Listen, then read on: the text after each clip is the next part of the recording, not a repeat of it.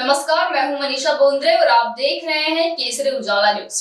राहुल गांधी को बीजेपी नेता द्वारा दी गई जान से मारने की धमकी के बाद कांग्रेस नेता और पूर्व मंत्री यशोमती ठाकुर ने भाजपा को चेतावनी देते हुए कहा कि राहुल गांधी के बयान को तोड़ मरोड़ कर पेश करना बंद करे और राहुल गांधी के बालों को छूने के बारे में भी न सोचे, नहीं तो इसका अंजाम अच्छा नहीं होगा। हो, म्हणजे एकीकडे त्यांच्याबद्दल चुकीचं बोलायचं आणि दुसरीकडे तुम्ही राहुलजींना जीवे मारण्याची धमकी द्यायची। राहुलजींना हात तर लावून बघा, मग बघा काय होतंय। अजिबात सहन केलं जाणार नाही। राहुलजींच्या जीवाला जर काही झालं तर जे सत्तेमध्ये आहेत ते जबाबदार राहतील, असं मी ठामपणे बोलते। नाही, राहुल गांधींना बदनाम करण्याचा त्यांनी विडाच उचललेला आहे।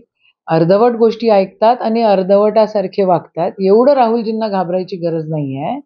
पूर्ण वाक्य आपण ऐकलं पाहिजे आणि पूर्ण वाक्यामध्ये असं त्यांनी म्हटलेलं आहे की ज्या दिवशी समानता येईल त्या दिवशीचा विषय आपण करू, पण भाजपवाल्यांना समानता आणायची नाहीये। मग या सगळ्या गोष्टी करण्याचा उगाच कशासाठी? मागच्या वेळेला असं स्टेटमेंट काहीतरी केलं होतं आलूचं आणि सोन्याचं, तेही पूर्ण वाक्य सांगितलेलं नाही। आजही पूर्ण वाक्य सांगत नाहीये। हे अशा गोष्टी करून चालत नाही। ज्यांनी बलिदान दिलेलं आहे त्या घराण्यातले ते आहेत, काँग्रेसचे ते पाईक आहेत।